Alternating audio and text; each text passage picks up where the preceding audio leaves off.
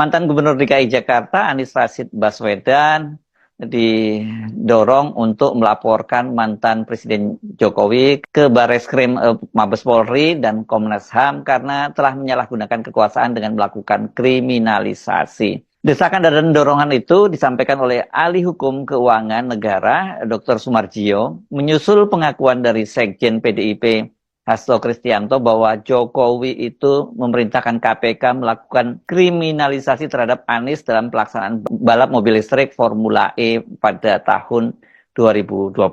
Saya sudah sarankan Mas Anies untuk segera melapor ke Barreskrim Mabes Polri.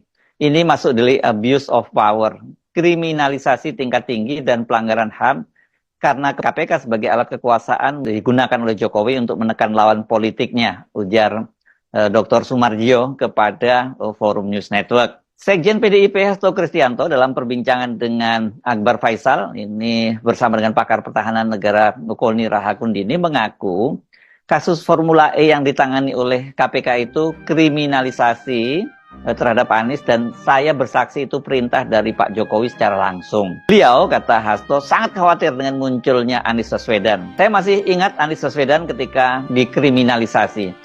Pak Jokowi bicara dengan saya seperti apa? Beliau sangat khawatir terhadap munculnya Anies Baswedan. Hasto menegaskan aparat penegak hukum di bawah kekuasaan dan kendali Jokowi. Hasto juga menyebutkan beberapa kader PDIP itu mendapat tekanan politik dari Jokowi dengan menggunakan KPK sebagai instrumen kekuasaannya. Pernyataan Hasto ini sesungguhnya tidak terlalu mengejutkan, ya, bahwa kecurigaan publik adanya kepentingan dan permainan Jokowi menggunakan berbagai instrumen kekuasaan termasuk KPK untuk menghambat pencapresan Anies ini kan sudah menjadi rahasia umum, ya. Bukan hanya KPK, ya, ini partai-partai politik yang ada di pemerintahannya juga disandra agar tidak berani mengajukan Anies gitu. Tapi untung pada waktu itu ada yang nekat, yakni Ketua Umum Partai Nasdem Surya Paloh yang mencalonkan Anies Baswedan sebagai calon presiden. Tapi risikonya yang ditanggung oleh Surya Paloh itu juga sangat berat karena bisnisnya itu ya dihabisi oleh Jokowi. Walaupun bukan hal yang baru, pernyataan Hasto ini bisa menjadi bukti kuat adanya campur tangan Jokowi. Hasto dalam konteks saat peristiwa tersebut terjadi adalah orang dalam pemerintahan. Jokowi adalah kader PDIP dan diusung oleh PDIP sebagai presiden selama 2 periode. Jadi kalau Hasto mengaku Jokowi berbicara langsung kepadanya dan Hasto berani menyatakan bahwa dia bersaksi, ini tidak boleh diabaikan apalagi dianggap mengada-ada. Karena konsekuensinya juga sangat berat. Ini bisa aja kesaksian palsu dan Jokowi bisa menuntut balik kalau itu tidak terjadi, ya. Apa yang dilakukan oleh Hasto ini mengingatkan kita pada skandal Watergate, meskipun konteksnya berbeda. Jadi pengakuan Hasto ini adalah pengakuan orang dalam, gitu ya. Kalau menggunakan Watergate ini semacam deep throats, gitu ya. Dan ya kalau orang dalam ya berarti pengakuannya itu sahih gitu. Tapi kalau di Amerika kan itu kemudian menjadi skandal dan kemudian Presiden Richard Nixon itu kemudian jatuh karena skandal itu. Karena dia memata-matai markas besar Partai Demokrat, lawan politiknya. Tapi kalau di Indonesia kita masih perlu uji ini apakah ini nanti juga bisa digunakan untuk membongkar kejahatan-kejahatan dari Presiden Jokowi di masa lalu ketika dia sedang berkuasa. Upaya kriminalisasi terhadap Anies dalam gelaran Formula E tersebut itu sempat mengundang kehebohan. Anies sempat diperiksa dan akan dijadikan tersangka. Ini targetnya jelas, dengan jadi tersangka maka Anies tidak bisa maju menjadi calon presiden pada Pilpres 2024 yang lalu.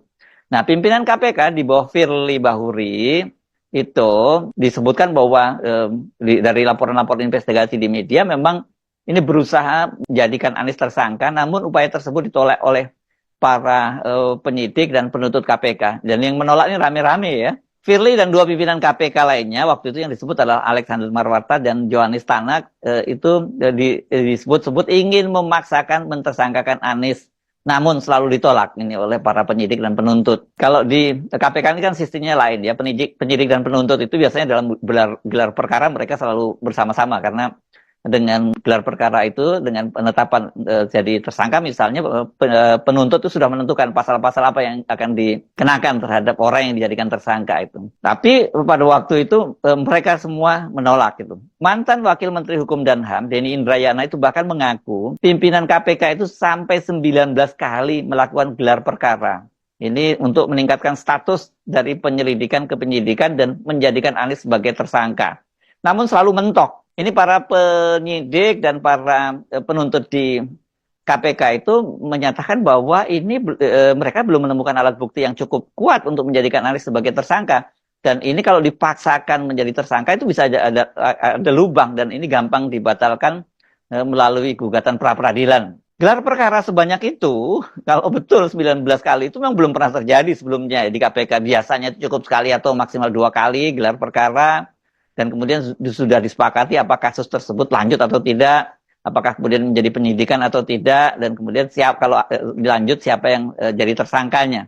Namun juru bicara dan pimpinan KPK membantah adanya gelar perkara sampai 19 kali itu. 2 orang pimpinan KPK, Alex Marwata dan Johannes Tana, itu juga mengakui bahwa mereka menemui pimpinan BPK, Badan Pemeriksa Keuangan, untuk melakukan audit investigasi sebagai dasar penetapan status Anies sebagai tersangka. Namun permintaan itu pada waktu itu ditolak. Tekanan dari para pimpinan KPK kepada penyidik dan penuntut itu membuat beberapa penyidik dan penuntut minta dikembalikan ke instansi asalnya, yakni Mabes Polri dan Kejaksaan. Namun di luar itu, secara mengejutkan, pimpinan KPK, Firly Bahuri, ternyata itu mengembalikan 2 perwira tinggi Polri ke Mabes Polri, yakni Deputi Penindakan Irjen Pol Karyoto dan Brigjen Endar Priantoro. Ini Direktur Penyidikan. Bersamaan dengan itu, Direktur Penuntutan Fitroh Roh Cahyanto juga kembali ke Kejaksaan Agung. Kejaksaan Agung membantah Fitroh mengundurkan diri, tapi katanya masa penugasannya itu sudah habis. Waktu itu dibantah seperti itu, tapi banyak yang percaya dengan bantahan itu. Menariknya sekarang Fitroh ini akan segera kembali lagi ke KPK, namun posisinya naik tinggi, naik 2 tingkat ya, karena dia dari Direktur Penuntutan, kemudian dia baru saja terpilih menjadi salah satu pimpinan KPK. Ini hasil fit and proper test Komisi 3 DPR RI beberapa hari yang lalu. Pengembalian Irjen Karyoto tidak terlalu menimbulkan ribut-ribut ya, karena secara mengejutkan justru malahan Kapolri Jenderal Listio Sigit itu mempromosikannya menjadi Kapolda Metro Jaya. Wah, ini walaupun sama-sama Polda, kalau Polda Metro Jaya ini jangan main-main, levelnya ini grade-nya paling tinggi ya kalau di Mabes Polri. Namun sebaliknya, pengembalian Brigjen Endar Priantoro ini menimbulkan kehebohan, bahkan ini menimbulkan clash itu antara 2 lembaga, yakni KPK dan Mabes Polri, karena Mabes Polri menolaknya. Dan Brigjen Endar Priantoro itu diperintahkan kembali ke KPK, tapi kemudian ditolak oleh pimpinan KPK. Ini pada waktu itu menimbulkan ketegangan luar biasa, dan Firly akhirnya menemui Kapolri Jenderal Listio Sigit dan disepakati Brigjen Endar Priantoro itu tetap dipertahankan di KPK dengan alasan belum ada pos yang tersedia di Mabes Polri untuk Brigjen Endar. Belakangan Kapolri Jenderal Listio Sigit menjelaskan mengapa Brigjen Endar dipertahankan, karena katanya kalau dua-duanya ditarik, yakni Deputi Penindakan Irjen Pol Karyoto dan Direktur Penyidikan Endar Priantoro, maka itu akan melemahkan KPK. Itu yang tidak diinginkan oleh Kapolri. Dan Endar kemudian disepakati kembali ke KPK, namun sempat dinyatakan bahwa dia bisa kembali ke KPK, tapi dia tidak langsung berdinas gitu. Untuk sementara non-job, nah ini juga menimbulkan persoalan baru lagi. Tapi kemudian ditemukan jalan keluarnya, Endar Priantoro itu tetap kembali ke KPK, namun dia kemudian mengikuti pendidikan di Lemhanas. Ini jadi win-win lah ya. Hubungan antara Ketua KPK Firly Bahuri dengan Irjen Pol Karyoto yang menjadi Kapolda Metro Jaya ini menjadi menarik ketika kemudian Komjen Polisi Firly Bahuri itu dijadikan tersangka dalam kasus suap dan gratifikasi oleh Polda Metro Jaya. Ini dia sudah diperiksa berapa kali dan akhirnya dia mengundurkan diri sebagai Ketua KPK. Tapi walaupun dia sekarang sudah tidak lagi aktif di KPK, sampai sekarang tuh Firly belum ditahan. Dan kasusnya sepertinya mandek di tengah jalan. Tapi saya mendengar ini rencananya akan kembali diperiksa ini Firly. Ini memang pasti ada tarik-menarik kepentingan yang luar biasa. Karena Firly bagaimanapun selama ini kan dia jadi operator kekuasaannya Pak Jokowi. Dan dia sudah menjalankan agenda-agenda yang ditugaskan oleh Pak Jokowi. Kenapa kok sekarang kemudian dia dijadikan tersangka? Saya kira pasti terjadi nego-nego semacam itu. Apalagi kita tahu tangan-tangan kekuasaan Pak Jokowi itu masih luar biasa di pemerintahnya Prabowo. Nah, balik ke pengakuan Hasto, kalau Anies bersedia melaporkan Jokowi, ini akan menjadi peristiwa hukum yang sangat menarik, sekaligus menguji independensi lembaga penegakan hukum di Indonesia dan seberapa dalam ini cengkeraman kekuasaan Jokowi itu masih menancap di pemerintahan Prabowo. Ini pilkada saja Jokowi masih terus bisa cawe-cawe ya. Maka yang lain-lain juga Jokowi masih terus cawe-cawe. Jadi kalau sampai kemudian Anies ini mau melaporkan ke Mabes Polri, ke Barreskrim, ini bagus untuk untuk intercept gitu, untuk mengerem manuver-manuver Jokowi sekaligus menguji independensi lembaga-lembaga penegakan hukum di Indonesia.